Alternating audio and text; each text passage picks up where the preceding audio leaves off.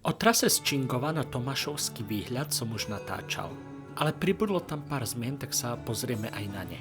Ako prvé ma prekvapilo, že sa platí vstup do parku.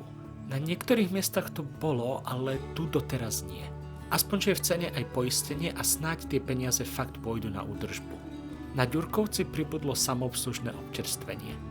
Veľmi fajn, že si môžete počas túry načapovať fajnovú kofolu. Kúsok vedľa je aj takáto 3D mapa, ale potrebovala by už premaľovať trasy, trochu vybledli. Na Tomášovskom výhľade je všetko po starom. Oddych s krásnym výhľadom. Po ceste naspäť popri Hornáde sa do akcie dostáva moja novinka v technike. Smart okuliare. Takže teraz môžete vidieť zábery, ktoré by som nemal ako inak natočiť. Mimochodom, niektoré stupačky a reťaze boli výrazne uvoľnené, snáď to peniaze zo vstupu opravia. Taková zaujímavosť, na tento most očividne spadol strom a celkom výrazne ho poškodil. Po túre som si v bufete doprel čapovanú kofolu a vyrazil niekde na jedlo.